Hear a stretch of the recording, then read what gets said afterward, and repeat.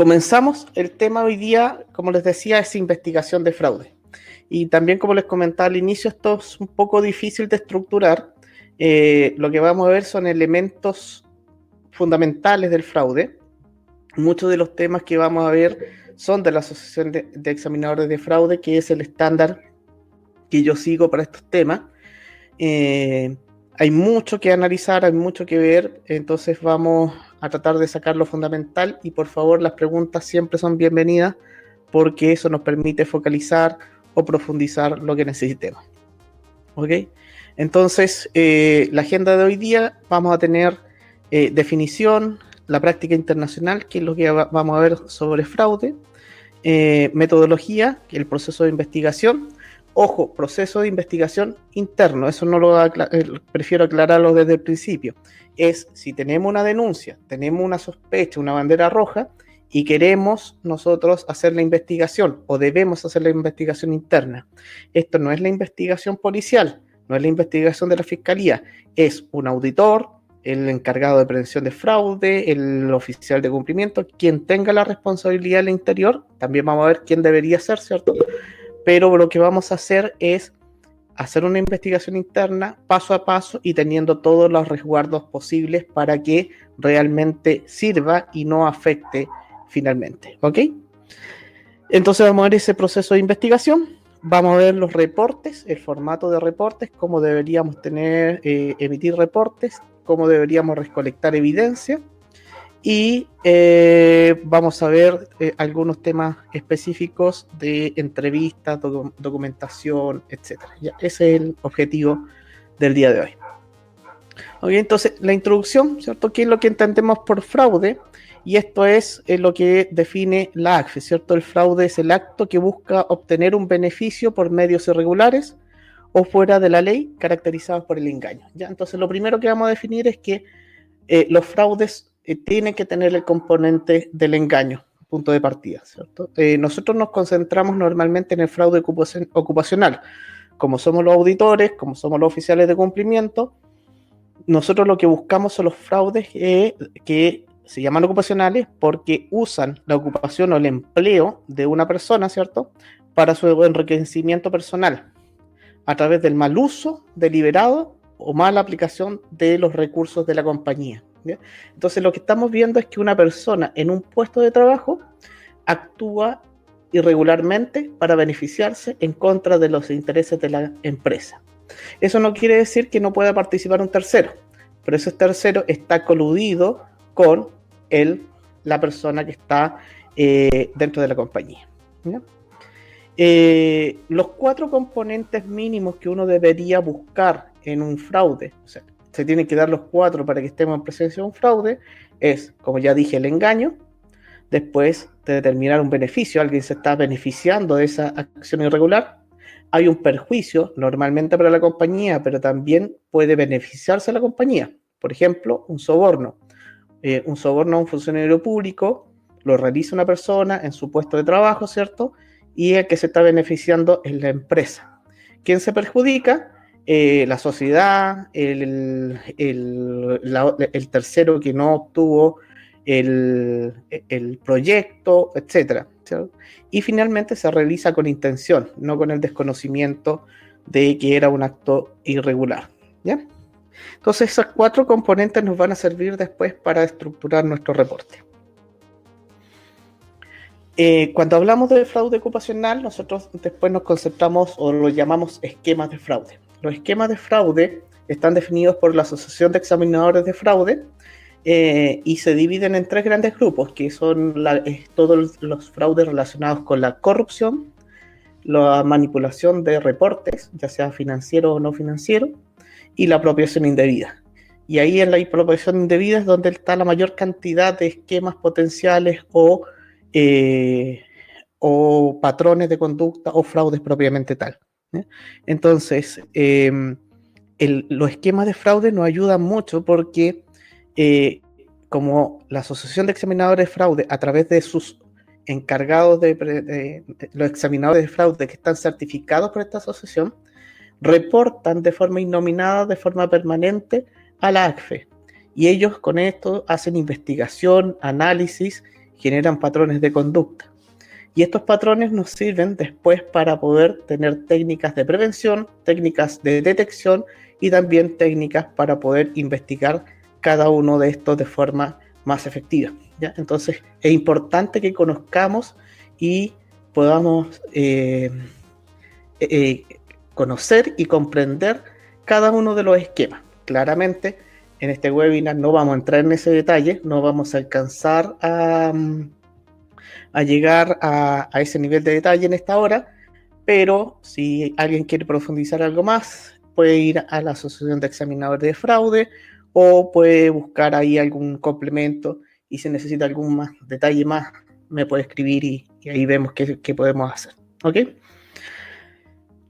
Una vez que tenemos nuestros esquemas, nosotros tenemos que saber principalmente cuáles son los principales esquemas de fraude, y otra cosa que tenemos que tener claro es que no siempre cuando se comete un fraude es un solo esquema, sino que normalmente es una combinación. ¿Por qué? Porque cuando alguien se apropia indebidamente de un recurso, de un bien de la empresa, lo más probable es que lo tenga que ocultar. Y si lo tiene que ocultar, va a manipular los reportes o los estados financieros, o va a tener que sobornar a alguien, y con eso va a estar cometiendo más de un esquema al mismo tiempo.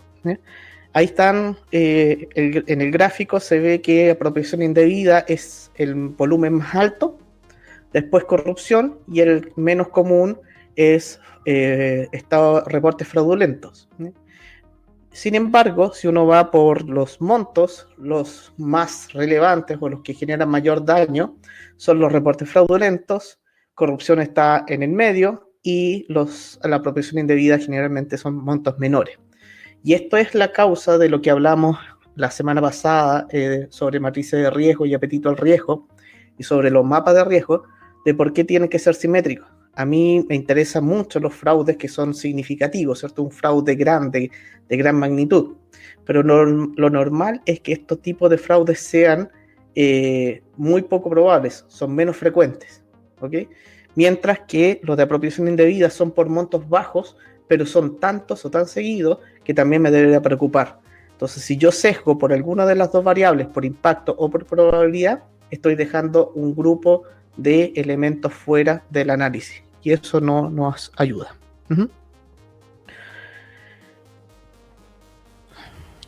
Otro elemento que nos complica la vida cuando queremos investigar son los ocultamientos, o sea, cómo se oculta el fraude. Entonces la ACFE también, en el reporte a las naciones de este año del 2020, ¿cierto? Que ya salió hace poquito, solamente el 12% de los fraudes investigados o los fraudes analizados no hay evidencia de ocultamiento. O sea, la persona cometía el fraude y no hacía ninguna acción para ocultarlo, ¿ya? Entonces, lo relevante acá para el tema de la investigación es que nosotros tenemos que tener una serie de elementos claros de cómo se ocultan los fraudes, ya sea porque se adultera o se crea información, se crean documentos. Por ejemplo, ahí en el gráfico que es de la ACFE, el 40% de los ocultamientos es con la creación de documentos físicos ficticios. Alguien crea un documento físico que es ficticio o fraudulento. Otros 36%, en otros 36% de los casos, se adultera ese documento físico.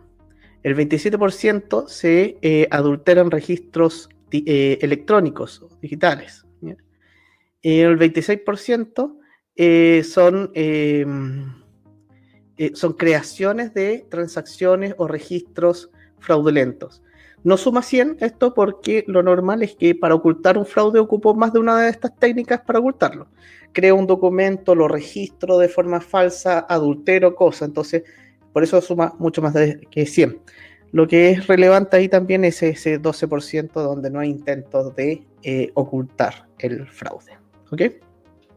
Entonces, este ocultamiento es el que nos dificulta la investigación, y una buena práctica o buen elemento para tener en cuenta es conocer las formas en que se ocultan los fraudes y cómo han ocurrido casos anteriores. Y para eso ayuda también nuevamente tanto el reporte a las naciones de la ACFE como toda la documentación que tiene, ya sea en el manual de examinador de fraude u otros documentos que tiene esta asociación.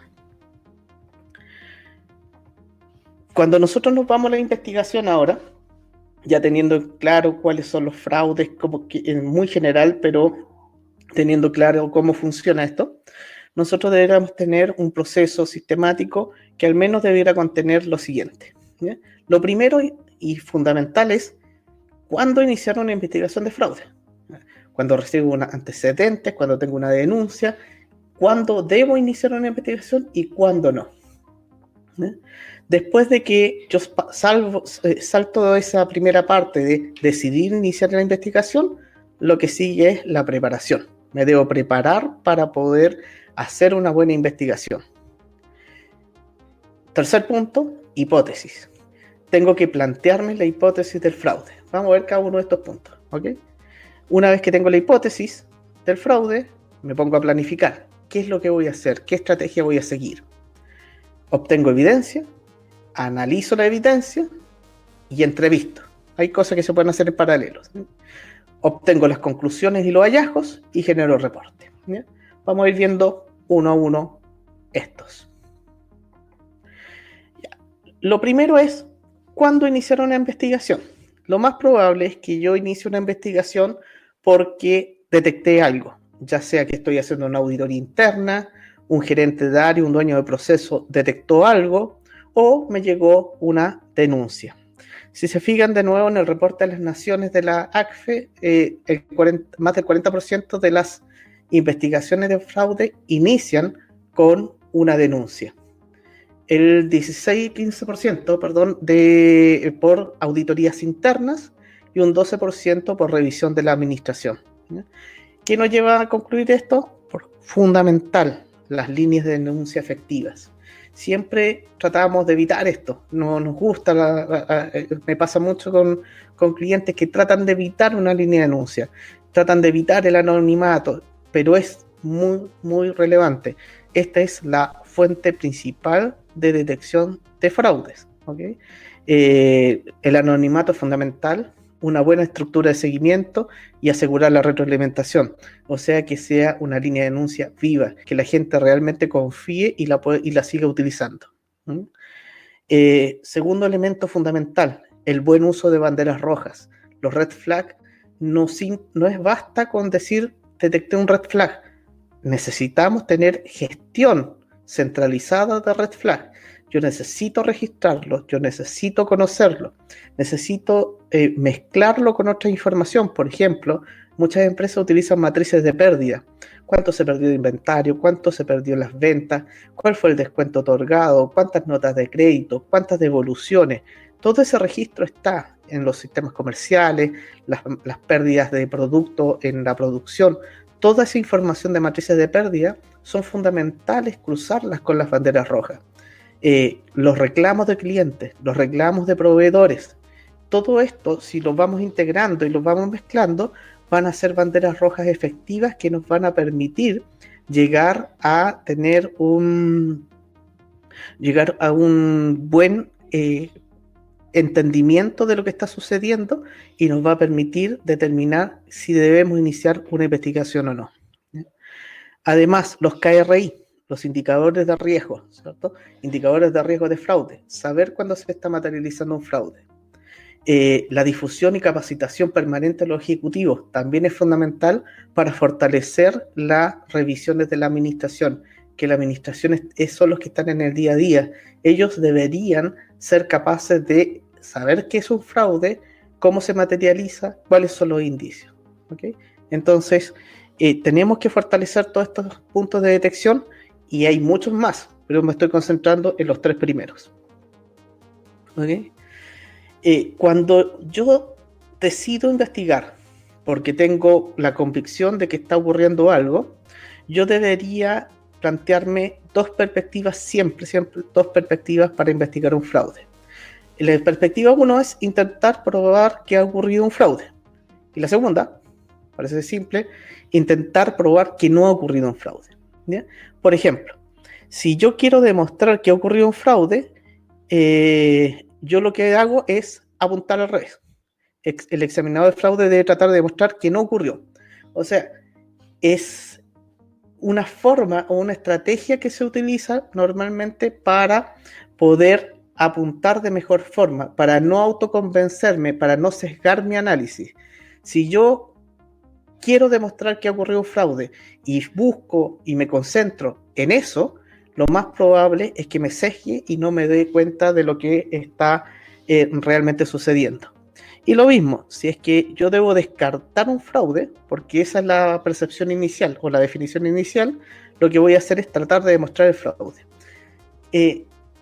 Esto se ve más concreto cuando uno establece lo siguiente, que son las hipótesis y las aseveraciones del auditor. En la preparación, lo que yo debo hacer, ya vamos a llegar a eso, denme un minuto, vamos a llegar a ese punto de por qué estas dos perspectivas. Primero, el equipo que debo utilizar para hacer la investigación. ¿Es un equipo interno o un equipo externo? ¿Qué es lo que debo tener para poder aplicar esto?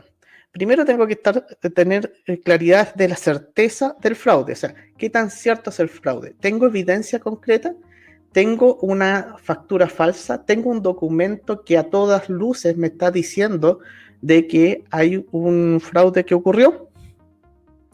¿Qué antecedentes tengo disponibles? ¿Qué tan complejo es el caso?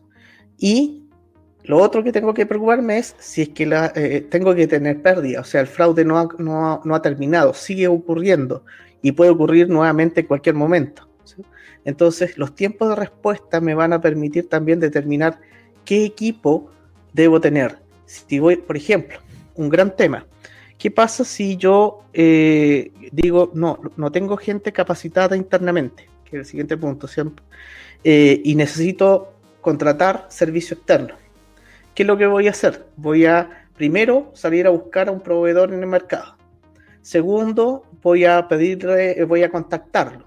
Me responde el proveedor. El proveedor después me pide antecedentes para cotizar.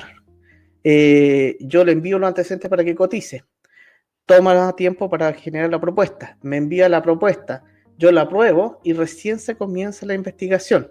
Si yo estoy teniendo pérdidas en el día a día, la persona puede estar ocultando información, necesito responder rápido, no me sirve tener todo ese proceso de contratación. Normalmente lo que ocurre en las empresas que necesitan estos equipos de investigación rápido, lo que se hace son acuerdos de largo plazo, donde la empresa paga un fee mensual a la empresa que investiga fraudes y hay una tarifa predefinida, ya sea un pago mensual que les da derecho a investigación de fraude durante el año, o se predefinen las tarifas por hora. Entonces, cuando ocurre algo, el equipo de respuesta externo llega en 24 horas a hacer su investigación. Eso es lo que uno busca cuando tiene la necesidad de respuesta rápida. Si no es necesaria la respuesta rápida, podemos seguir con los procesos habituales. Ahora, si tengo un equipo interno, mucho mejor. No necesito estar buscando a alguien afuera. Segundo punto que es relevante, tengo que tener en cuenta siempre de que esto puede ser judicializado. O sea, siempre tengo que tener en mente de que el caso puede llegar a juicio. Por lo tanto, tengo que tener claro que voy a tener el personal interno disponible, no solamente para la investigación, sino que para la investigación, sino para declarar en juicio, ver si tienen la capacitación y la experiencia. Y otro elemento que debemos considerar es, ¿le debemos informar a la autoridad en qué momento?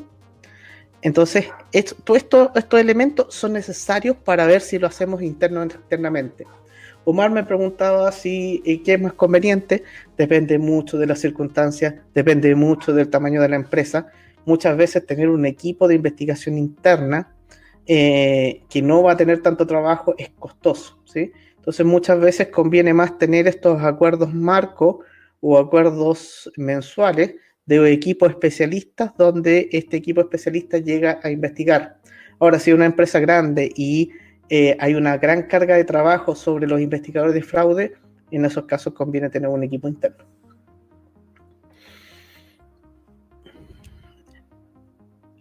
Importante, no confundir la investigación de fraude con la detección de fraude, ¿ya? Son cosas distintas y son etapas distintas. La detección de fraude se realiza con una auditoría interna tradicional, ¿ya? Tenemos en el proceso de auditoría todos los programas de trabajo de auditoría, la identificación de riesgo inicial, deberían considerar los riesgos de fraude. Por lo tanto, el auditor interno, cuando hace su auditoría tradicional, debería conocer los esquemas de fraude de la ACFE. Y cuando toma un proceso de tesorería, debería cruzar el proceso de tesorería con todos los esquemas de fraude que existen y considerar los riesgos de fraude para auditarlos. Ver los controles que tiene, ver el riesgo residual, aplicar pruebas sustantivas. Y si detecta algo, se activa la investigación de fraude, ¿ya? La identificación de riesgos de fraude es el proceso que nos ayuda en esta etapa. Las revisiones de compliance. El área de compliance va a revisar los procesos, va a revisar los controles de compliance para poder determinar si se está cumpliendo. En compliance también tenemos los modelos de prevención de delitos. Tenemos el soborno, la administración desleal, la apropiación indebida. Tenemos varios que son delitos y además son fraudes. Por lo tanto, también podría aparecer por la detección por ahí. Y los controles detectivos que están en el sistema de control. Todo eso no entra en este mundo. Esto es investigación, ya cuando tenemos alguna certeza del fraude, ¿ya?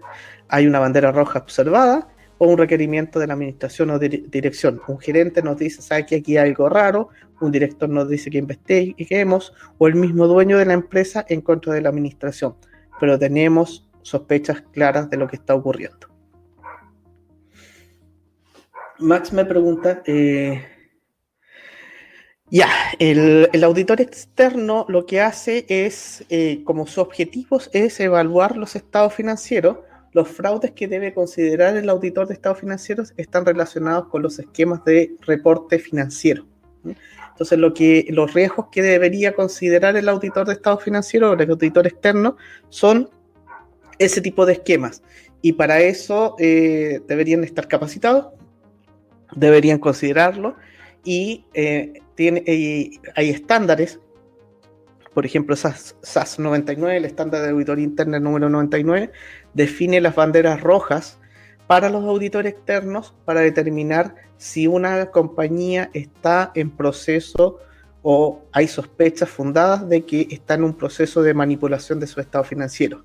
Eso debería estar establecido dentro de los programas de revisión de los auditores externos.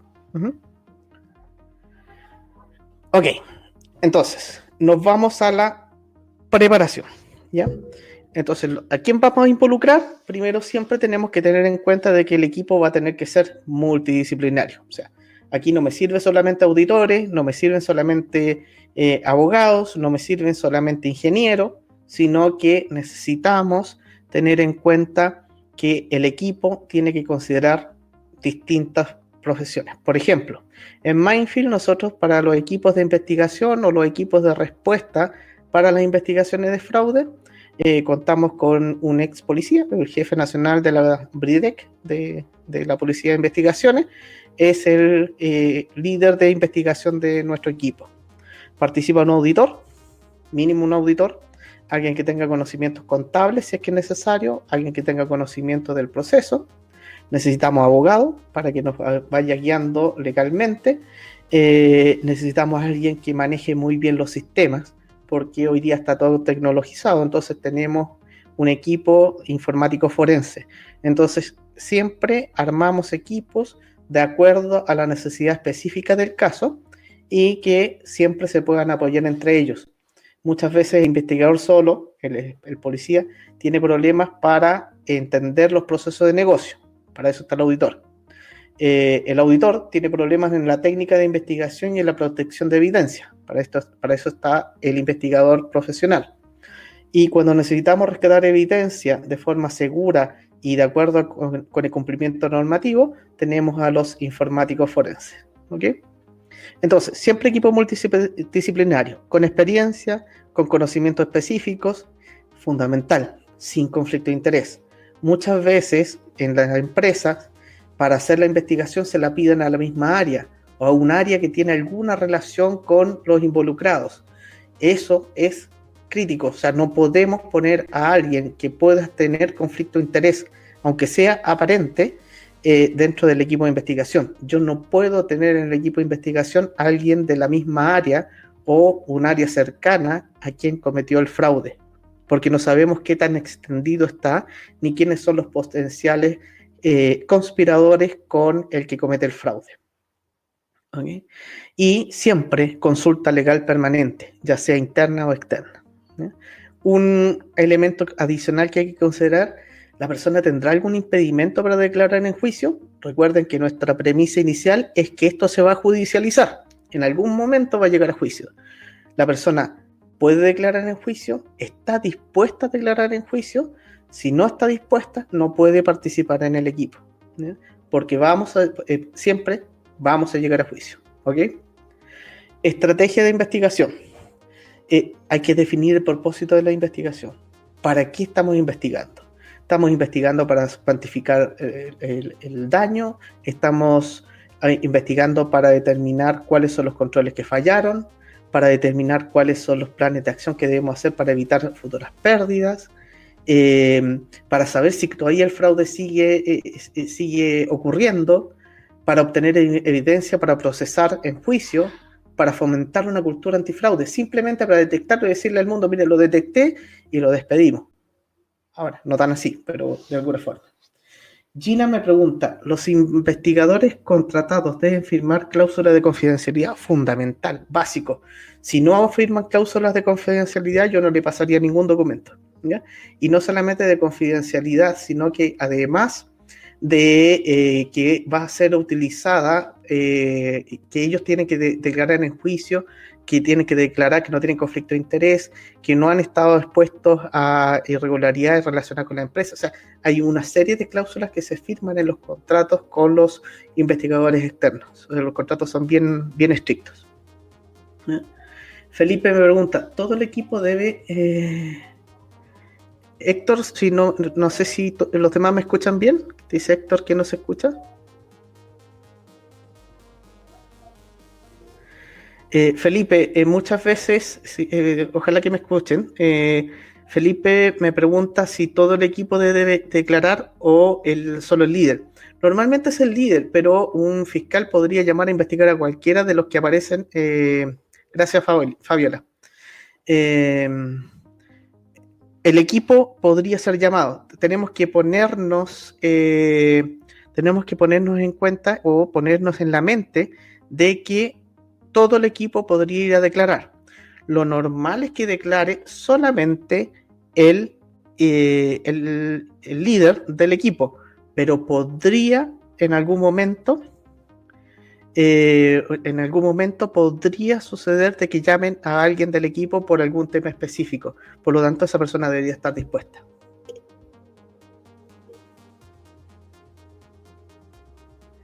Ya, aquí me dicen tuve el problema con el audio que se soluciona al cliquear y reconectar. Sí, voy a escribir aquí, por favor. A ver si puedo. Si tienen problemas de audio, como salir y reingresar. Espero que no sea masivo. Ya. Seguimos. Ok. Entonces, armamos nuestro equipo. Tenemos el equipo de trabajo, definimos cuál es el objetivo de la investigación, para qué lo queremos hacer, y lo primero que nos tenemos que plantear es nuestra hipótesis del fraude. ¿Ya? Amalia, me lo pregunta por privado, no lo están viendo los demás. Voy a comentarlo. Ya. Amalia me pregunta si los investigadores son internos, cómo se subsana el conflicto de interés, con quiénes pueden ser colegas, por ejemplo, ya que se trabaja para una misma compañía. Por eso mismo es tan importante determinar el conflicto de interés, y lo que se recomienda es que los que participen en el equipo sean de áreas especializadas, ya sea auditoría, prevención de fraude, compliance, y que ellos no dependan de la administración, o sea, siguiendo el estándar, auditoría, compliance, dependen de la máxima autoridad de la empresa y no de la administración. Ahora, en juicio, claramente va a ser cuestionado el informe, por lo tanto, lo más probable es que el fiscal vaya a pedir peritajes externos o le pida a la policía de investigaciones que realice peritajes que van a tener mayor independencia que los propios de la empresa. Por eso es importante tener en cuenta cuál es el elemento principal de cuál es el objetivo que estamos persiguiendo. O sea, en juicio no va a ser solamente nuestro informe interno el que va a estar. Van a haber peritajes externos, va a estar la policía. Entonces, en este caso, lo que estamos haciendo es buscar evidencia suficiente para poder decidir qué hacer. Vamos a ver qué vamos a hacer después con este informe. ¿Okay? Ya, voy a ir marcando algunas preguntas. ¿Cuáles son algunos impedimentos para poder declarar? Por ejemplo, que haya sido procesado por algo, haya sido enjuiciado por algo, que la persona haya tenido un comportamiento irregular anterior, que haya cometido algún fraude, etcétera. Pueden haber 1000 impedimentos, o simplemente se pone tan nervioso que no sirven para declarar. O sea, quizás es un excelente profesional, pero se pone muy nervioso y no sirve para declarar en juicio y podría afectar la investigación. Enrique me pregunta si va a estar disponible. Sí, va a estar disponible, va a llegar un correo en 24 horas después de terminado y yo después lo envío también a todos los que participan. ¿Quién debería ser el responsable de definir el conflicto de interés? Micaela, el líder de la investigación, el que esté a cargo de la investigación de fraude, ya sea compliance, auditoría, quien esté designado por la compañía para esto, debe hacer el análisis y el estudio de esos conflictos de interés y los posibles impedimentos. Néstor me pregunta, ningún miembro del equipo debe estar sometido a procesos judiciales, exacto, ni actos administrativos, exacto, eso es lo que trataba de plantear. Néstor me lo dice por privado. Ya que gerente podría ver el caso. Claro, si es que el auditor tuviera un conflicto de interés, sería mejor que sea una investigación externa a Micaela. Ok, entonces, armamos nuestro equipo, nos sacamos todos los impedimentos potenciales y nos vamos a investigar.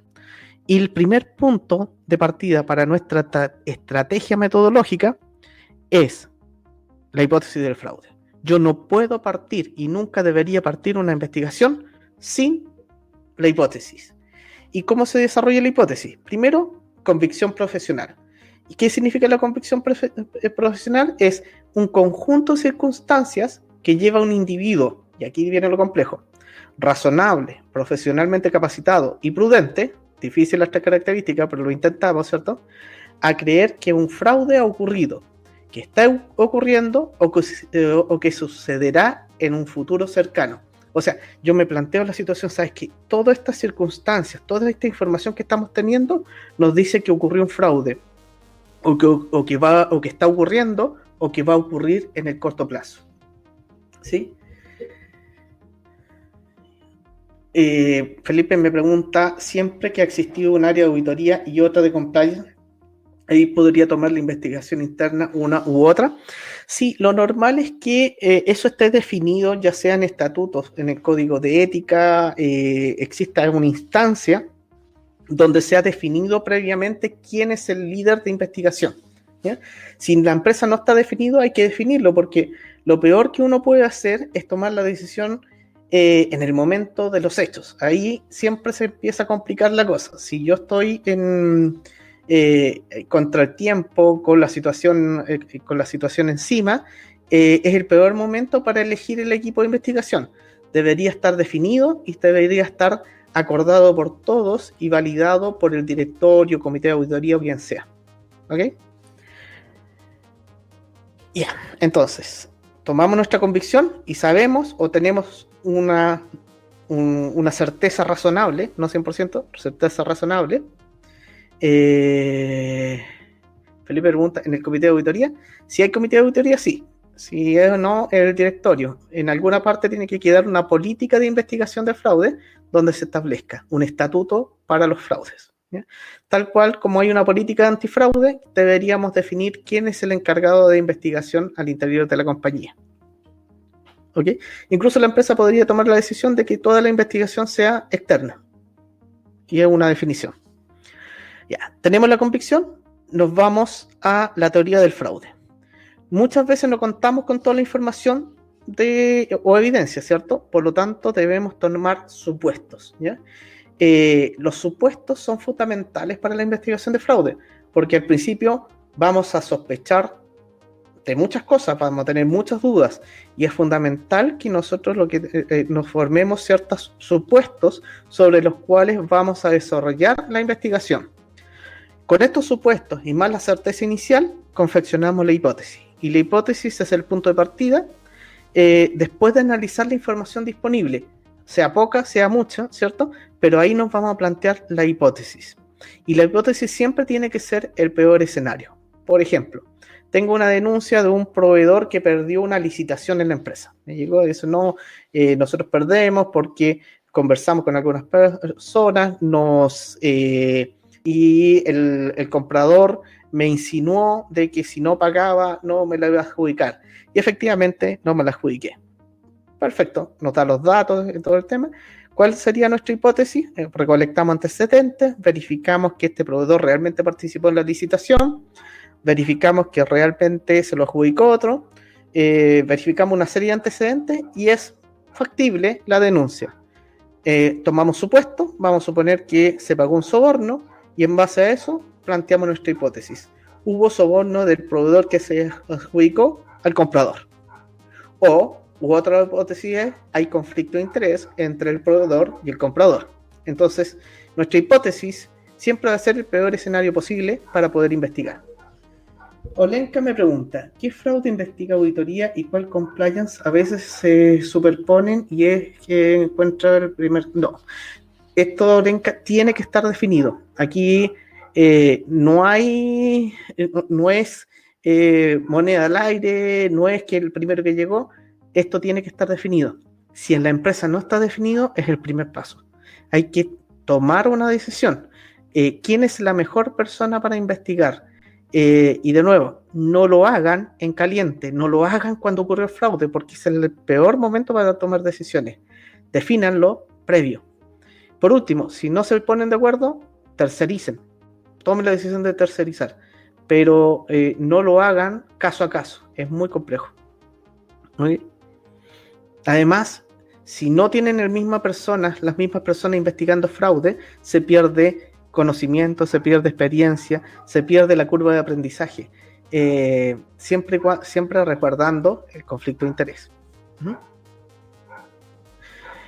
¿Quién debería? Yo siempre prefiero auditoría interna, porque auditoría interna es el que tiene más independencia, pero si compliance tuviera igual nivel de independencia que auditoría, podría ser compliance. Lo importante es quién tiene más experiencia, quién tiene mayores recursos, quién ha participado en casos anteriores. O sea, hay múltiples variables que hay que considerar, pero lo principal es lo que decía anteriormente: cero conflicto de interés, en conocimiento, técnica y capacidad para declarar en juicio. Sergio plantea, cuando la hipótesis es el pago de soborno, resulta muy complejo probarlo. ¿Qué elementos pueden apoyar la hipótesis? Ya, por ejemplo, si hay soborno de por medio, lo más probable es, como ya la denuncia viene de un tercero, yo lo que siempre intento hacer es contactar a los proveedores que perdieron, ¿ya? La persona que está más motivada para contarnos lo que sucedió es el que perdió la licitación. Si le pidieron soborno a uno, le pidieron por soborno a todos. Entonces, esta persona tiene una buena línea para iniciar la investigación. Y después empezar a ver banderas rojas de repetición del mismo proveedor. Hay una serie de elementos que podrían ser, y podríamos entrar ahí en detalle de cada uno de los tipos de fraude por donde apuntar. Las salidas de dinero sí, pero aquí el soborno viene hacia el comprador. El proveedor le pagó al comprador, por lo tanto no vamos a tener flujo de caja de la empresa moviéndose. el proveedor le pagó al comprador, por lo tanto no tenemos forma de rastrear ese dinero.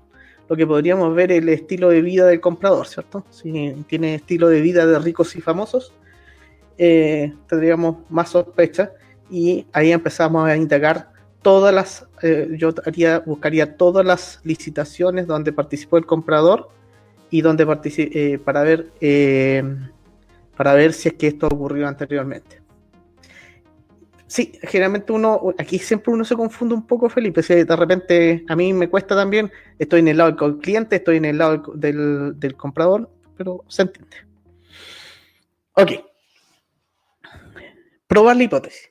Siguiente. Cuando yo tengo la hipótesis, como decía Sergio, tengo la hipótesis de que sobornaron, ¿cierto? Yo lo que tengo que ir a buscar, empezar a probar la hipótesis y forzar la hipótesis. Olenka me dice, pero le pudo pagar de una compra simulada donde metieron un área al área usuaria. Sí, es que ahí ya es otra hipótesis. La hipótesis es que el servicio es ficticio, ¿cierto? Entonces, si la hipótesis es un servicio ficticio, es otra técnica.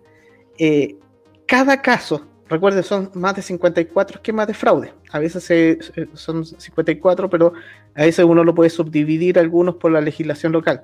Entonces, cada caso, cada fraude es distinto, por lo tanto, la investigación es muy específica para cada caso. Verónica, una de las cosas importantes es que, y por eso se habla de la convicción profesional al inicio, nunca se recomienda iniciar una investigación o empezar a indagar si no tengo la convicción inicial de que hay un fraude, para no tener problemas legales después o generar problemas de imagen. Lo peor que nos puede pasar es que llegue un reclamo de un proveedor que no tiene nada que ver y que empezamos a investigar y que le llegue un reclamo a un director de la empresa o se publique algo. Entonces, siempre esto es importante. Estamos en investigación de fraude. La investigación de fraude tiene que iniciar con la convicción profesional de que está ocurriendo un fraude. Si no tenemos esa convicción profesional, nos podemos arriesgar mucho en en ponernos a hacer investigaciones que podrían afectar la imagen de la compañía. Si tenemos la convicción profesional, tenemos la herramienta para explicar por qué fuimos a consultar a esos compradores o a esos proveedores, porque tenemos esa base. Si no tenemos esa convicción, es mejor no hacerlo.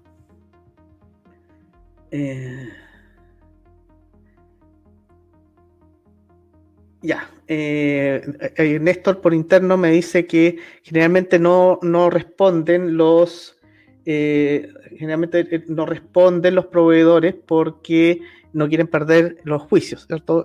O sea, no los juicios, no quieren perder futuros eventos, ¿ya? Sí, puede darse el caso, pero es algo que debemos hacer. No hay peor diligencia que la que no hacemos. Tenemos que hacerla, ¿ok? Entonces, seguimos. Cuando queremos testear o probar nuestra hipótesis, lo primero que tenemos que determinar es qué pasa si la hipótesis es un conflicto de interés, soborno, acuerdos entre partes, etcétera, corrupción interna.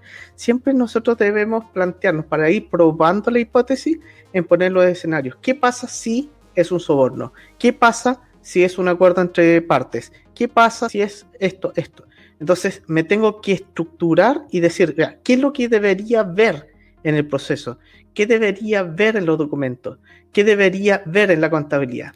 Y ahí cuando yo defino eso, empiezo a indagar paso a paso de si es que ese patrón de conducta se está visualizando. Sí, hay un Néstor Toledo y un Néstor Duarte, al menos. Quizá hay más Néstor Duarte. Hay un Néstor Toledo y un Néstor Duarte. Hasta el momento que me han hablado.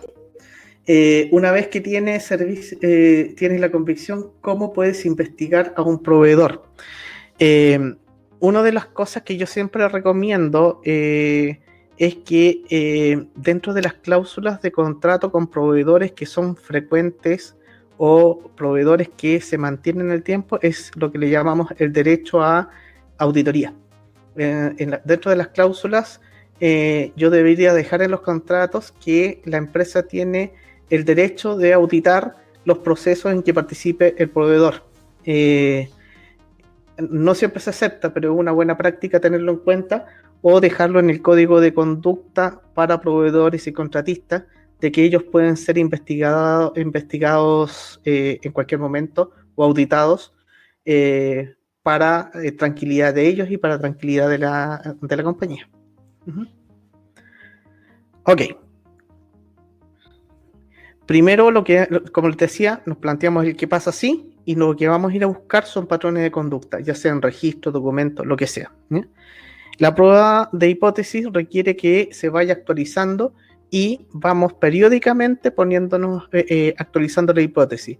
Decimos que va a soborno, empezamos a indagar y la descartamos. Nos vamos a una siguiente hipótesis y ahí va evolucionando en el tiempo. ¿Ok? Juan Carlos me dice, ¿todos los casos deben cumplir con la condición de hipótesis? Si la empresa se ha visto afectada por un robo específico, en ese caso solo hago un levantamiento de los hechos para posterior judicialización. Sí, pero igual me necesito una hipótesis. ¿El robo fue con información interna o no? Y ojo que el robo no es un fraude. El robo, cuando me entran a robar a la bodega, no se considera fraude porque no está dentro de los fraudes ocupacionales. Es otro tipo de conducta. Pero yo podría plantearme la hipótesis de que hubo información interna o participó alguien de la empresa. En ese caso, la hipótesis a demostrar es que participó alguien de la compañía o no. Siempre la hipótesis tiene que estar cuando es un fraude y alguien de la empresa participó. ¿Ok? Ya, entonces, nosotros el ciclo que vamos a seguir entonces, vamos a recibir la denuncia, vamos a evaluar la denuncia para ver si es factible o no. Vamos a tener una bandera roja a nivel crítico. Generalmente nosotros clasificamos las banderas rojas entre críticas, altas y medias. Si es crítica, da inicio a una investigación inmediata. Las altas y las medias tienen que estar corroboradas por otras fuentes. ¿Ya? Y también puede llegar por un requerimiento de la administración, del dueño, etc. De ahí nos formamos la convicción inicial. ¿Ya? Y esa convicción inicial es la que habíamos conversado.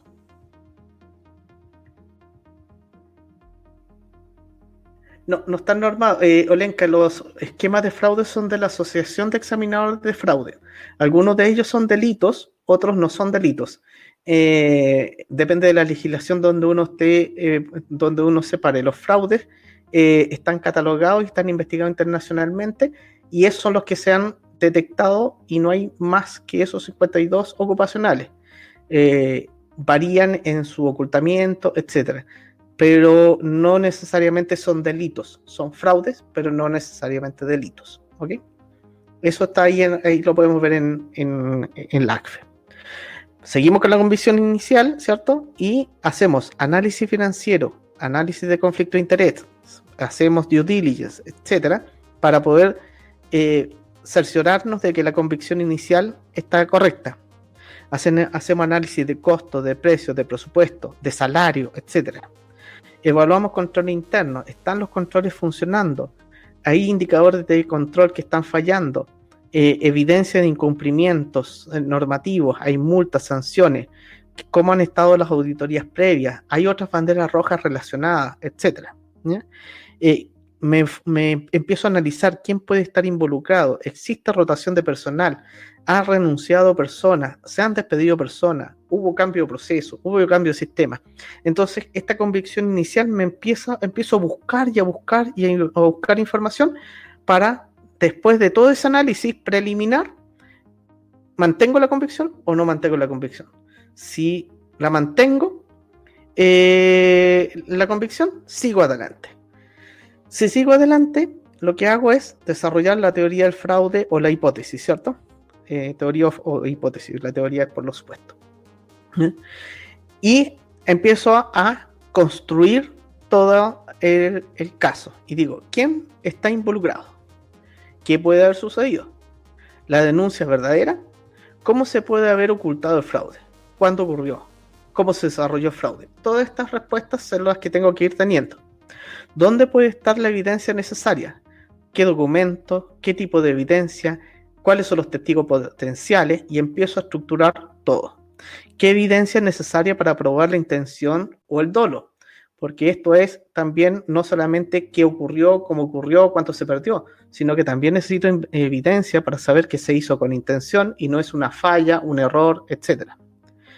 Revisar la teoría para preparar esquemas de personas y evidencia. ¿Qué es lo que significa esto? Tomo todo lo que tengo teórico, ¿cierto? Toda la documentación teórica que me entrega esto, lo estructuro de cierta forma y genero mi programa de trabajo y comienzo el trabajo de campo. ¿Ok? Documentación. ¿Ya? La ACFE tiene un checklist bien bonito, pero no me satisface 100%.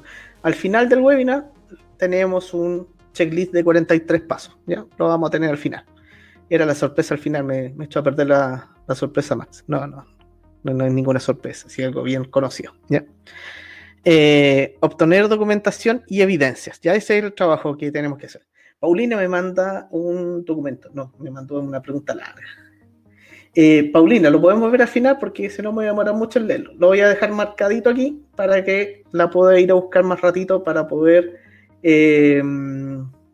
verlo al final porque es muy largo y voy a interrumpir mucho la continuidad, ¿ya?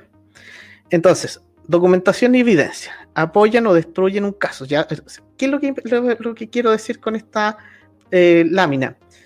Los documentos en un caso son... los documentos son necesarios, pero no son suficientes por sí solos. ¿Ya? Siempre se dice que los documentos no hacen el caso. Las entrevistas o las declaraciones hacen el caso. Es fundamental y siempre a veces tengo que pelear con mis auditores de que necesitamos entrevistar a todos los involucrados, porque siempre las declaraciones me van dejando elementos, me permite hacer la cronología. Los documentos solamente apoyan las declaraciones o lo llevan a algo más concreto, ¿ya? Entonces, es importante que no piense que los documentos es todo. Hacer un trabajo desde el escritorio con solo papel y documentación no siempre resulta bien, ¿ya? Los documentos pueden destruir o apoyar un caso, ¿ya? Son complementarias las declaraciones de testigos, permiten tener argumentos sólidos para entrevistar. Eso sí, yo tengo que llegar a la entrevista con argumentos sólidos, ¿ya? Por sí solos no son suficientes, ¿ya? Y es importante tener en cuenta cómo se obtienen, cómo se mantiene la integridad, cómo se determina la relevancia y el adecuado uso, ¿eh? Obtener, y aquí es importante, obtener si es factible documentos originales, pero trabajar con copias, ¿ya? No se les vaya a perder un documento, no se le vaya a generar un documento que lo vayan a perder, lo manipulan y se pierde el seguimiento de la protección de esa evidencia. Siempre si van a tener documentos originales, consigan copias. Mantener adecuado inventario de documentación, realizar archivos periódicos. Es fundamental tener un inventario, saber qué recibí, dónde está, quién lo tiene, todo el tema de la cadena de custodia.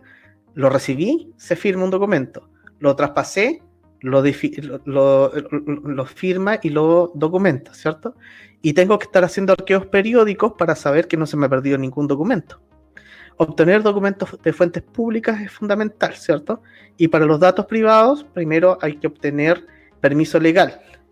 Y si no tengo el permiso, asesorarme legalmente para ver qué es lo que puedo hacer y qué uso le puedo dar a información que he recibido. ¿Okay? Con la facultad de dirección del empleador podemos obligar a un empleado a declarar. Con la facultad de dirección del empleador podemos. No entiendo muy bien la pregunta a qué se refiere. Si yo lo voy a forzar por algún motivo, es muy difícil que lo pueda forzar. Lo único que pueden forzar ahí y citar a declarar, ya sea como testigo o como inculpado, es la policía, ¿ya? Nosotros no podemos no tenemos ninguna forma de obligar a alguien que declare ante nosotros, ¿ya? Tengo ya 2 preguntas marcaditas ahí para que después revisar, ¿ya? No me estoy olvidando de algunas preguntas que las vamos a revisar al final.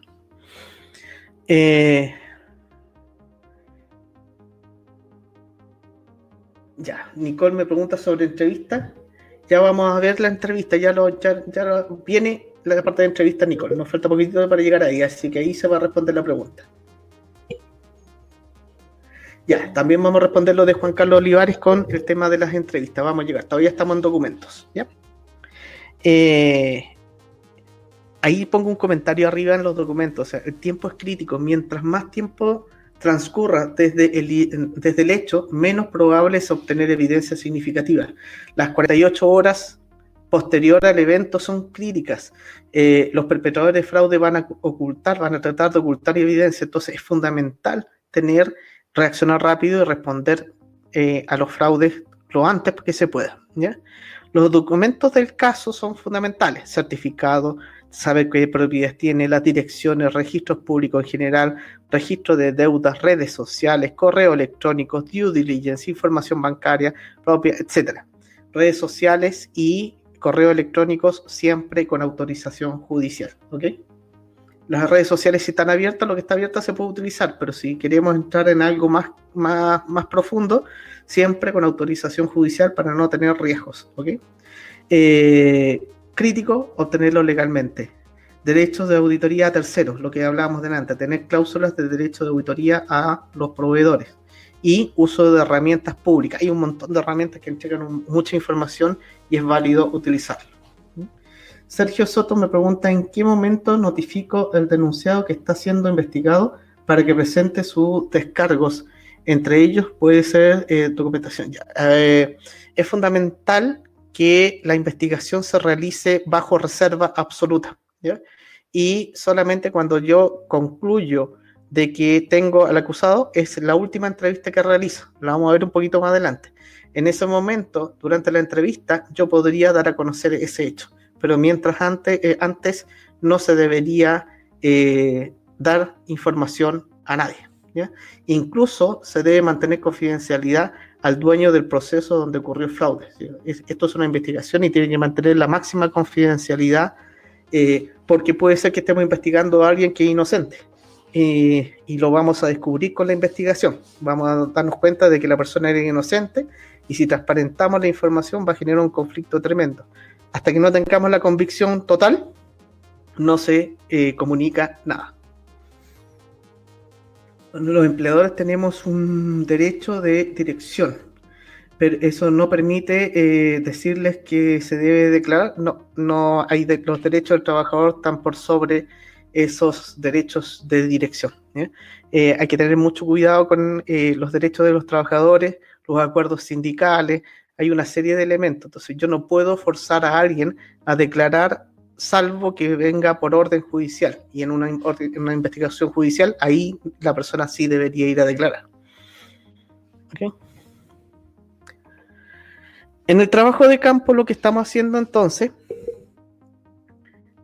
Jimena me dice, si se tiene certeza de que hubo fraude en el momento en que debe ejecutar las desvinculaciones, las desvinculaciones no son parte de la decisión de la investigación. La investigación es para generar los hechos, para generar evidencia. Es el objetivo del investigador. Debe existir otra instancia que tome las acciones correctivas o las sanciones que correspondan. Generalmente es un comité de ética, un comité de algo que debe existir para que tome decisiones después de investigación. La investigación no decide qué hacer con las personas, y menos desvinculación. Acá lo que estamos buscando son hechos y qué falló para mejorar hacia el futuro. Y son recomendaciones desde el punto de vista del proceso de control. No toma decisiones de qué hacer con las personas que estuvieron involucradas. Eso es otra instancia. Porque si no, tenemos conflicto de interés. No podemos nosotros tomar esa decisión. Ok. ¿Qué es lo que necesitamos para nuestro trabajo de campo? Revisión de documentos en entrevistas, indagaciones, etcétera, ¿cierto? Tenemos que saber si es que existe un reglamento interno. ¿Hay un código de ética o conducta? ¿Hay asesoría legal interna o hay asesoría legal externa? ¿Hay acuerdos sindicales? Hay política de seguridad, vigilancia y monitoreo conocida por todos. O sea, por ejemplo, hay cámaras de vigilancia en la empresa. La gente sabe que hay cámaras de vigilancia. ¿Dónde están las cámaras de vigilancia? Todo eso tiene que estar comunicado y conocerse en la empresa antes de que pueda ser utilizado, ¿ya? Si es que existe esta política o código, lo utilizamos, utilizar lo que permite estos códigos o estas autorizaciones. Si no existe, tengo que ir al asesor legal que me diga qué es lo que puedo hacer y qué es lo que no puedo hacer. Riesgos relacionados con si me salto estos pasos. ¿Qué pasa si lo hago igual? Me da lo mismo lo que dice el código de conducta, la política, si la gente, los derechos del trabajador. Lo mínimo que nos puede pasar es que esa prueba quede invalidada en un juicio. Después, demandas que me hagan los trabajadores en contra de la empresa. Y el daño reputacional que va a recibir la compañía, por lo menos, ¿ya? Esos son los riesgos si es que no lo hago bien. ¿Ok? Entonces, el ciclo para completar el paso de la documentación es obtener la evidencia de forma legal, validar la documentación, confirmar la validez, la veracidad y potenciales adulteraciones. Necesito peritos, en muchos casos necesito peritos caligráficos, peritos documentales, peritos que permitan determinar una huella digital, una firma, validarla, etc. ¿Ya? Asegurar la cadena de custodia de todos los documentos. Analizar y comparar declaraciones para corroborar entre documentos y asegurar el objetivo, el objetivo que estamos persiguiendo. Darle contexto a los documentos, tener cronología, ubicación de dónde se obtuvo la evidencia, qué se concluye de ella. Y ahí recién el documento pasa a ser relevante. Es fundamental utilizar herramientas para planificación y seguimiento del trabajo. Tengo que estar seguro que todos los pasos que se necesitan se cumplieron, que se hicieron y que se hicieron correctamente. Asegurar que se completaron los pasos antes de concluir. Herramientas de georreferencia, fundamental. Tenemos una fotografía. ¿Cómo sabemos que esa fotografía es del lugar donde corresponde? Tenemos que tener formas de poder hacer un rastreo de todo esto. Mapas mentales para entender el proceso. A diferencia de la auditoría tradicional, esto no sigue un proceso sistemático paso a paso. Riesgo, control, evaluación, conclusión. Aquí lo que tenemos es, a veces vamos por un camino, chocamos contra una pared, nos devolvemos, seguimos por otro. Entonces, los mapas mentales ayudan mucho a seguir el proceso de investigación. Y comenzar por la evidencia cierta hasta el proceso que contiene. En la auditoría parte al revés. Entiendo el proceso, veo el riesgo, veo el control, aplico la prueba, etc. En el caso de cuando yo tengo un hecho cierto y tengo un documento cierto de fraudulento, una factura falsa, por ejemplo, yo voy y empiezo desde el documento físico hasta el proceso, ¿ya? Y ahí voy avanzando paso a paso, ¿ya? Me pregunta Hugo, ¿se dificulta la obtención de evidencia cuando el modus operandi está trazado en el sistema de información, entendiendo que no necesariamente la persona que falseó los registros es quien debería ser? ¿Se dificulta encontrar culpable? Uno lo que hace generalmente cuando tiene sistemas, uno tiene que hacer una evaluación de control interno. Siempre nosotros partimos un diagnóstico de control interno para definirle a nuestro cliente, porque cuando hacemos una investigación, justo estamos en varios de estos, nosotros lo primero que cuando tenemos esa duda, hacemos una evaluación de ambiente de control antes de iniciar la investigación. Entonces, ¿qué es lo que vemos? Hay segregación de funciones, hay definición correcta de usuario, cuál es el uso de las contraseñas, es normal que se compartan las contraseñas, hay una serie de pasos que yo debería, me permitirían concluir lo que me está planteando Hugo. Muchas veces hay tal debilidad de control en la empresa que cualquier investigación no tiene ningún efecto, porque no voy a poder concluir en eso. Lo único que voy a poder hacer es sacar conclusiones de qué debo mejorar, que no está mal, pero hay que limitar las expectativas de quienes nos están pidiendo el peritaje. Lo más probable es que en ese caso no podamos concluir quién fue, pero sí vamos a poder sacar buenas lecciones aprendidas para mejorar en el futuro. ¿Ya? Aquí es lo que me decían, cuál es la secuencia o el enfoque de la entrevista. Siempre parto por los testigos neutros o testigos que no están involucrados. Después de que entrevisté a los primeros testigos, busco otros testigos que me permitan corroborar lo que me dijeron los primeros. Después me voy a los potenciales conspiradores. Y por último, el acusado. Siempre parto desde el más lejos, el que está más lejos del caso, hasta el que está más cercano al caso. ¿Sí? Y para esto, y cómo hacer la entrevista, y aquí podemos extendernos por días si queremos, yo ocupo, o lo que me gusta utilizar para la técnica de entrevista es la ontología del lenguaje y la subdisciplina de la ontología del lenguaje, que son los comportamientos interactivos dinámicos. ¿Ya? Los comportamientos interactivos dinámicos me permiten conocer quién es mi contraparte, me permiten tomar acciones durante la entrevista para poder decidir cómo actuar. Estos comportamientos interactivos dinámicos dividen a las personas en 4 grupos, ¿cierto? Los dominantes hostiles, los sumisos hostiles, los sumisos afectivos y los dominantes afectivos. Dependiendo si tienen mucha energía, poca energía, son recíprocos o egocéntricos, ¿ya? Y hay técnicas para enfrentar entrevistas de fraude para cada uno de los tipos de personas. Como les digo, busquen estos conceptos, ontología del lenguaje, comportamientos interactivos dinámicos, SID, ¿cierto? Y eso les va a ayudar a determinar cómo enfrentar una entrevista con distintas personas, ¿ya?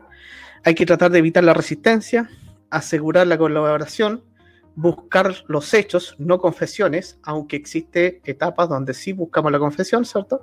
Y evitar malas interpretaciones, porque hay personas que no es que estén mintiendo, sino que se comportan de forma irregular, ¿ok? Que lo que estamos buscando acá es por qué ocurrió el fraude, ¿ya? Y si uno va dentro de la ACFE, nuevamente volvemos a el reporte de las naciones, uno de los elementos que siempre tenemos que tener en cuenta es qué falló, qué controles fallaron, ¿ya?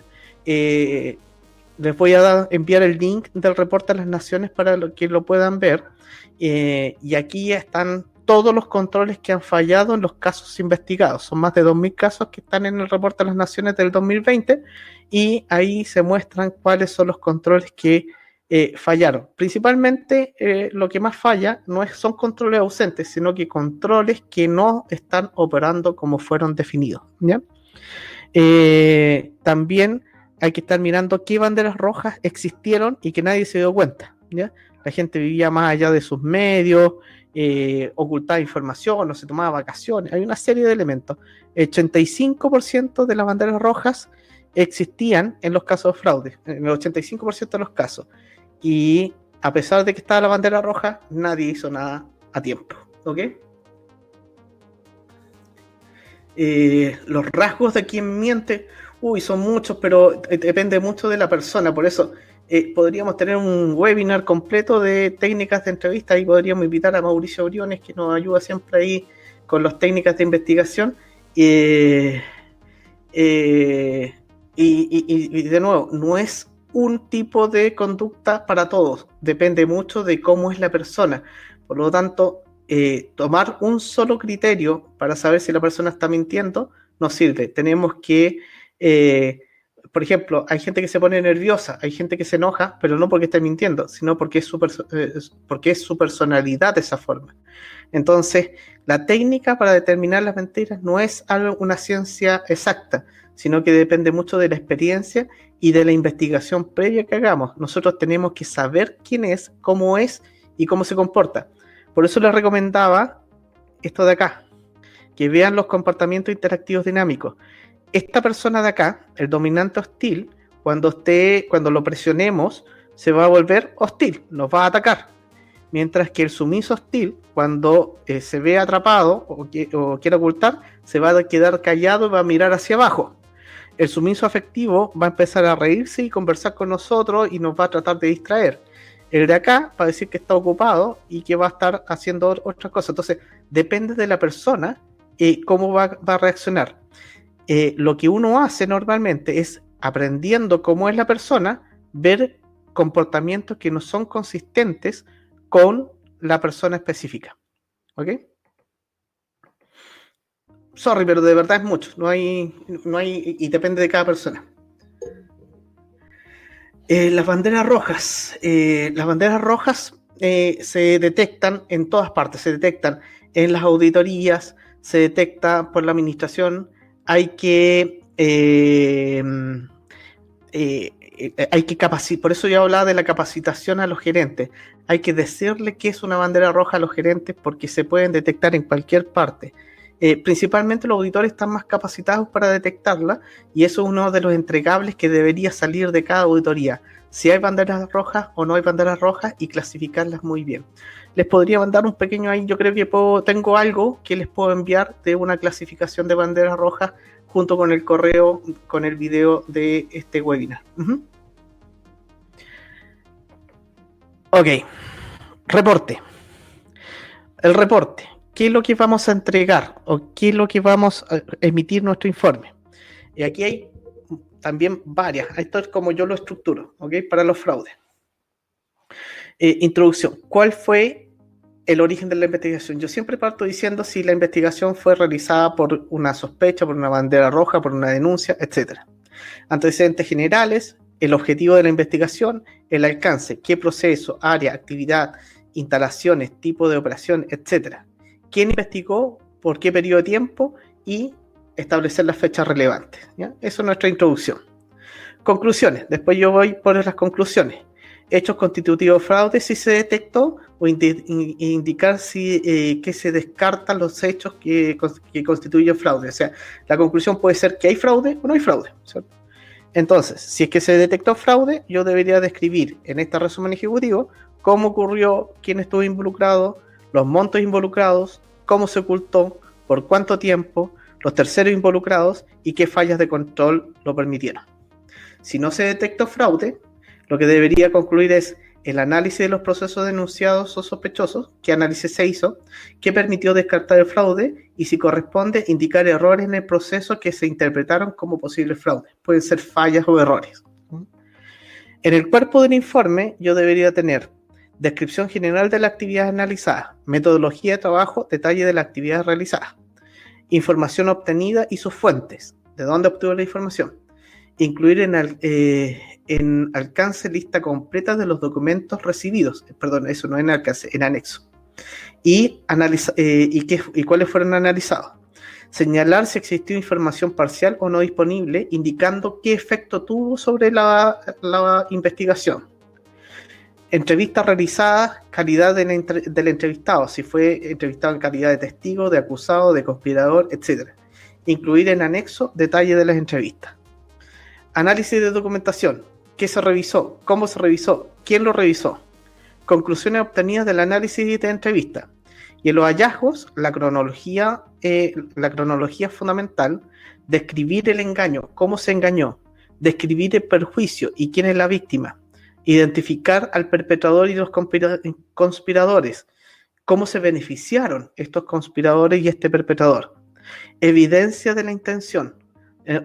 Y para eso podemos utilizar la reiteración, se hizo más de una vez, los montos involucrados, cuánto conocían ellos del sistema o del proceso, ¿sí? Y qué evidencia relevante permite sustentar los hallazgos. Y un punto que yo siempre requiero que se incorpore es el After Action Review. ¿Qué falló? Controles débiles, presiones indebidas, metas mal definidas, ambiente ético, por qué el perpetrador cometió el fraude, la motivación, la racionalización, para los que conocen el triángulo del fraude son fundamentales, qué cambio hacer para mejorar y evitar la reiteración de los hechos y recomendaciones, qué cosas debemos mejorar en el proceso. Si se fijan, en ninguna parte establezco que hay que despedir a alguien o no, es todo relacionado con el proceso investigado. Aquí hay un esquema, un formato de informe que es un caso real, ¿cierto? Donde tenemos el informe y están todos los contenidos, están los grafiquitos, están los anexos, quiénes fueron entrevistados, etc. Y aquí hay un reporte donde el reporte de una denuncia descartada. Entonces va denuncia por denuncia establecida. Está borrado casi todo porque confidencial, obviamente. ¿Ok? Checklist. Les dije que teníamos un checklist. Aquí hay un checklist de 43 elementos. Este es sí o no. Para cuando se supervisa o el supervisor del fraude, ¿qué es lo que debería revisar? Son estos 43 pasos. No los voy a leer todos, pero en términos generales, se ha obtenido completo detalle de todos los informantes y testigos. Ha documentado las denuncias, banderas rojas por escrito, está establecida la convicción inicial, identificó todos los posibles esquemas o indicadores de fraude, la teoría de fraude está desarrollada, bla, bla, bla, bla, bla, etcétera, ¿cierto? Se determinó la hipótesis y se probó la hipótesis, está por aquí abajo. Se definió la documentación requerida, se obtuvo la documentación, se validó la pertinencia y forma de obtener la documentación, existe cadena de custodia, existe un inventario, se realizaron arqueos, se asegura la integridad de la evidencia, se realizó plan de entrevista, se realizaron entrevistas, se documentaron todas las entrevistas, existe coherencia y consistencia entre las declaraciones de documentos, se determinó los perpetradores, se determinaron los conspiradores, se realizó la integración de antecedentes de perpetradores y conspiradores, el due diligence, ¿cierto? Se verificó existencia de relaciones con terceros u otros empleados. Se obtuvo convicción de la revisión, se documentó el trabajo realizado, se logró cuantificar, se determinó el método de ocultamiento, se determinaron los controles que fallaron, se determinaron las banderas rojas que hubieran permitido detectarlo antes, existió negligencia o incumplimiento de procedimiento, se definieron las recomendaciones para mejorar, se informó a la dirección y gerencia relevante, se definió con el asesor legal si se debe informar a las autoridades, se definió con el asesor legal si llevar el caso a juicio, se generó documento para comunicar a toda la comunidad el hecho, se definió una fecha para verificar que los ajustes requeridos efectivamente se implementaron. O sea, aquí hay un resumen de un checklist que uno lo podría extender dependiendo del caso, pero esto es lo mínimo que uno debería tener en un checklist para hacer la investigación. Ojo, una cosa que no les mostré, que yo ocupo mucho, me gusta mucho el Google Maps para la investigación de fraude. Aquí en chiquitito, lo van a ver después cuando lo tengan, les envíe el PDF. Este PDF tiene el Google Maps muchas veces cuando tengo relaciones con personas que no son familiares. Lo que nosotros normalmente hacemos, buscamos las direcciones donde viven. Y en Google Maps ponemos las direcciones y a veces nos aparece que viven a 2 cuadras, a 1 cuadra, o viven en la misma cuadra. Poner en el informe el Google Maps con el caminito es una muy buena herramienta para poder demostrar la cercanía de 2 personas que intervinieron en un fraude, ¿ya? Este cuestionario está ahí y nosotros lo que hacemos para poder hacer todo este seguimiento y para poder hacer una buena investigación y saber que tenemos todo, nosotros tenemos una alianza con la empresa ToCheck, ¿cierto? Y que tiene sistemas de seguimiento y programas de trabajo de cumplimiento y planes de acción. ¿Qué es lo que hace esta herramienta y cómo lo hacemos? Lo que hace es que permite cargar checklist. Este mismo checklist se carga dentro de ToCheck, ¿ya? Que es la herramienta, ¿cierto? Y tiene una plataforma web y una aplicación en el celular. Entonces, cuando el investigador va a hacer la investigación de fraude, va con su celular, ¿cierto?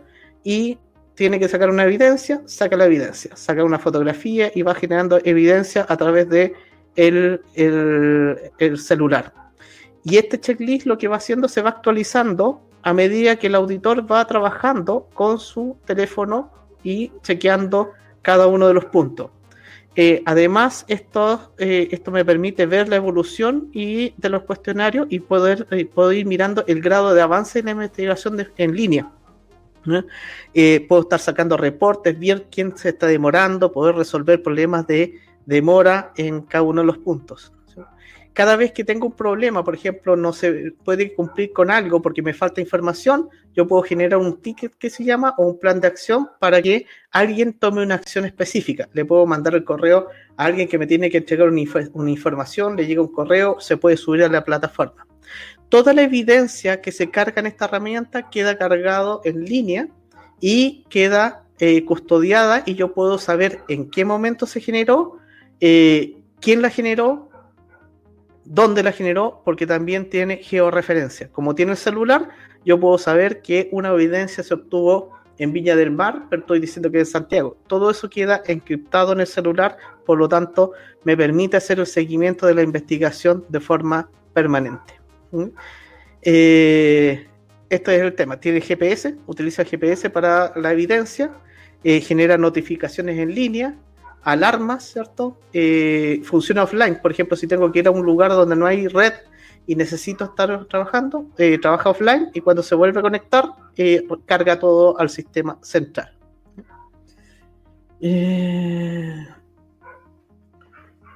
Eso, en términos muy generales, traté de ser lo más resumido, me tomó más de una hora, pero abordar fraude y tratar de sistematizarlo no es fácil. Me hace una pregunta aquí, alguien por interno, el compliance en España es llevado a cabo por un profesional abogados. Ya, perfecto. Mismo. Ya, lo que dijimos al principio, hace una pregunta Enrique, de los equipos que trabajan, tiene que ser multidisciplinario. Voy a responder su pregunta más en detalle en un minuto, Enrique. Olenka, me iba a hacer una pregunta final, pero también tengo algunas preguntas pendientes que las dejé marcadas aquí abajo. Ahora sí, Paulina, voy a ver. Dice que conoce un caso de licitación en que una empresa se adjudicó un servicio y claramente se constituyó en el momento en que comenzó a prestar el servicio. Ya, factura número 1. Eso es una bandera roja, que un proveedor tiene la factura 1 con nosotros, la 2, la 3, la 4, la 5, etc. ¿Ya? Por otra parte, mensualmente facturaba servicios que no eran consistentes con los suscritos contratos. Cuando se detectó que había algo raro, trabajo debió seguir pagando los servicios. No se pudo poner término a este porque el contrato tenía una cláusula que indicaba no poder poner término. Ya, ahí es fundamental que todos los contratos sean idealmente estándar o que legal revise todos los contratos para que no tengamos ese problema. De ese caso, Paulina, lo que debería hacer es que tomar todas las lecciones aprendidas para que no les vuelva a suceder. Ya ningún proveedor debería tener ese tipo de contrato. Ahí hay muchas lecciones aprendidas y esas lecciones aprendidas son fundamentales para la investigación de fraude. Sergio también me hacía una pregunta. Si la hipótesis es que un empleado favorece a un cliente, desplazar vencimiento de saldo, lo que se debe probar en la investigación es el favorecimiento al cliente, cómo motivar a nuestro empleado o todo junto. Ya, la hipótesis es por qué lo que tengo que resolver es por qué lo hace. Porque lo sobornaron, porque tiene un conflicto de interés, cuál es la motivación que tiene para hacerlo, es todo el conjunto. La hipótesis es el conjunto de condiciones o de circunstancias que permiten creer que hay un fraude. O sea, la hipótesis no es solamente un tema, sino que el conjunto de todo ello. ¿Sí? Entonces, lo que voy a hacer es que parto, en este caso yo lo que haría sería partir de un caso donde se desplazó el vencimiento y empezar a ir hacia atrás. A ver, ¿cuándo fue? ¿Por qué fue? ¿Cómo lo hizo?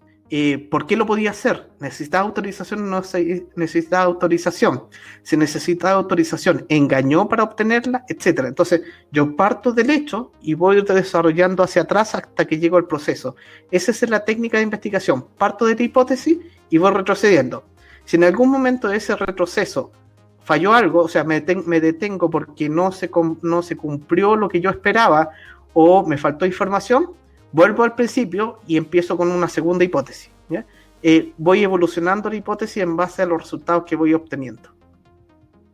Espero responder, son muchos temas, así que espero poder responderlos a todos.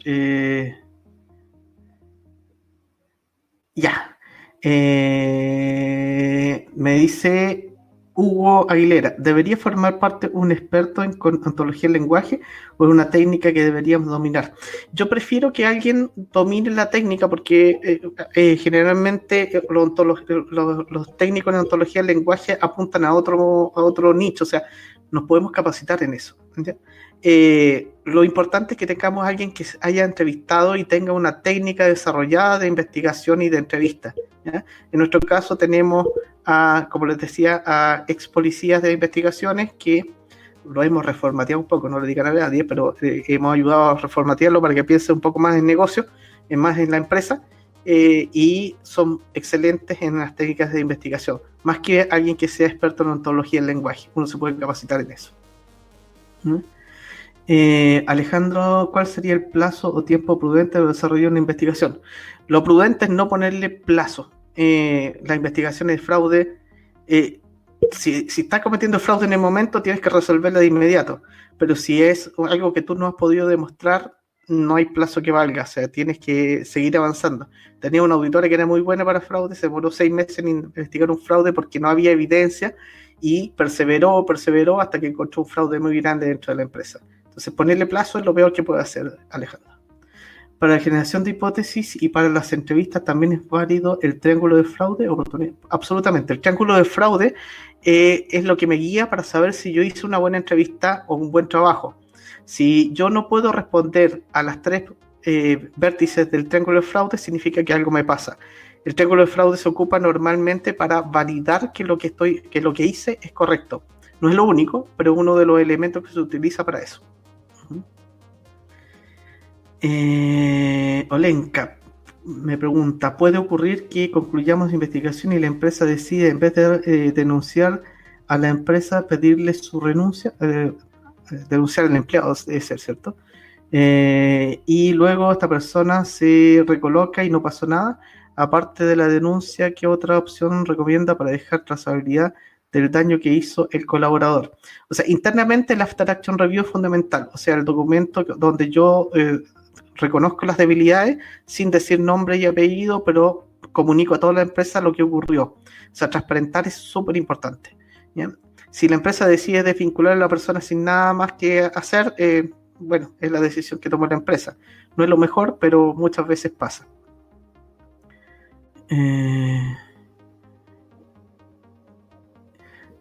Sí, ahí no, si no se decidió no desvincular por esas razones, la información tiene que mantenerse privada y confidencial, no hay mucho que hacer en eso. Gracias, Manuel, por los comentarios. Y pregunta final, Sorenka, siempre hago que alguien de recursos humanos me acompañe como testigo porque hay colaboradores que se quejan que fueron maltratados. Sí, un tema que se me olvidó. Yo siempre voy trato de tenerla, salvo casos especiales, trato de ir acompañado. No solamente por eso, por el maltrato, sino que también trato de ir que alguien vaya tomando nota. Yo no tomo notas, sino que voy mirando a la persona. Si puedo ir con 2 personas adicionales, mejor. Una persona está mandatada a ver las reacciones de las personas ante la pregunta y va tomando nota de la respuesta o la conducta que tiene la persona.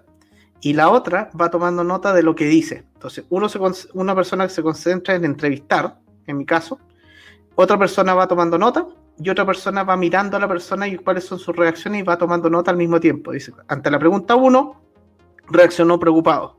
Ante la pregunta 23, reaccionó molesto. Entonces, ese tipo de tener 3 personas dentro de la sala ideal, salvo que tengamos un sumiso hostil que se va a ver afectados, va a tratar de, se va a sentir mal y va a dejar de hablar si es que vamos a ver muchas personas dentro de la sala de reuniones. Miriam me pregunta, muchas gracias, quisiera saber si es posible que nos envíen la PPT. Por supuesto, va la PPT y la de la matriz de red. Yo envié a todos, Miriam, envía a todos los registrados, los que están registrados en el webinar de riesgos, les envié ya la matriz de riesgos. Si no les ha llegado y participaron o se registraron, no es necesario que hayan participado en vivo, ya les envié la matriz de riesgo, les envié un link de mi Dropbox para que la puedan descargar. Así que si no les ha llegado, me avisan. Alejandro me pregunta, cuando hablamos de comunicar el hecho a toda la comunidad, ¿a quién nos referimos específicamente y cómo se debería comunicar? Generalmente se hace un documento, una sola hojita. Una sola hojita se hace donde dice el hecho que ocurrió, dónde ocurrió, por qué ocurrió y qué se hizo con el caso, sin decir nombres y apellidos, pero para que toda la empresa sepa que la empresa investiga los fraudes y no los deja pasar, ¿no? A eso me refiero. Podemos ver después un ejemplo. Voy a ver en qué momento puedo subir un ejemplo.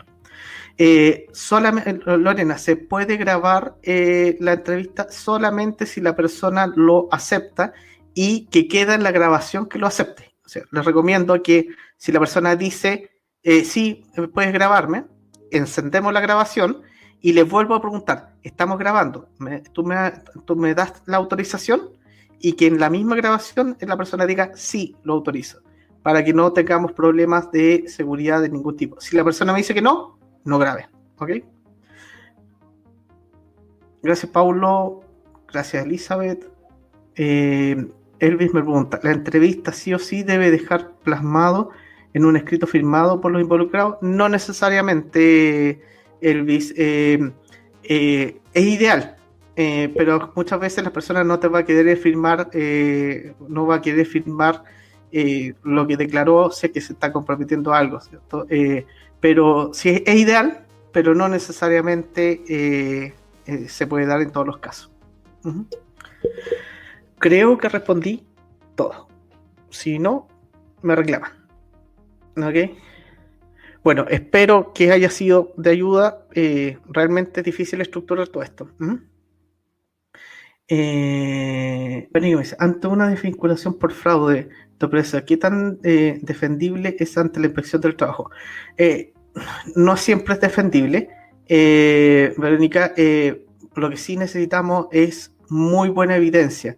Y para tener buena evidencia es fundamental que el ambiente de control interno que tiene la empresa es muy buena, que no tengamos brechas de control. Y lo otro que es fundamental es la validez de la información que obtuvimos, que la obtengamos legalmente. Yo he tenido cerca de un 50% de éxito en la inspección del trabajo. Y generalmente cuando no tengo éxito es porque habían demasiadas brechas de control donde no podíamos demostrar que la persona realmente había utilizado el sistema o que la persona había firmado un documento o no había ni siquiera firma de documento. Entonces, el control interno nos va a ayudar a poder tener éxito en la inspección del trabajo. Si nuestro control interno es débil, no se puede. No se va a poder hacer mucho. Nicole me pregunta, ¿y que cuando se graba con autorización de la persona que de identificación? Sí, idealmente que la persona se identifique, aunque ahora con reconocimiento facial se puede resolver cuando no lo hace. ¿Ok? Muchas veces, como siempre, gracias. ¿Le hace firmar un acta de la entrevista al final? Sí, sí, idealmente sí, pero no necesariamente lo voy a obtener porque generalmente no nos quiere firmar. Gracias, Gastón. Gracias, Tatiana. Gracias, Lorena. Gracias, Max. Gracias, Enrique. Gracias a todos. ¿Ya? A ver, aquí hay otra pregunta. ¿Sí? ¿Es ideal involucrar a gestión humana para el desarrollo de la investigación de antecedentes o conocimiento de verificación del empleo? Cuidado con involucrarlos si es que no sabemos cuán extendido es el fraude, porque podría haber posible conflicto de interés y nos echa a perder la investigación. Entonces, si estoy 1000% seguro de que la persona de gestión humana no está involucrada o no tiene ningún conflicto de interés con la situación, sí es posible. Si no, difícil.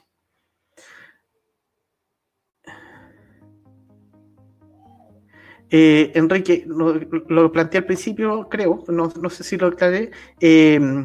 Yo prefiero que sea el auditor, porque el auditor, la investigación, me pregunta quién debería investigar. El auditor tiene autonomía e independencia de la administración, mientras que generalmente el abogado depende de la gerencia general o es parte de la administración. Por lo tanto, no tiene tanta independencia. El abogado sí tiene que estar dentro de participar permanentemente con el auditor para dar la guía legal necesaria, ¿ya? Pero el que lidera la investigación debería ser el auditor o compliance, depende de quién se defina dentro de la estructura. Uh-huh. Gracias, Jocelyn. Gracias a todos.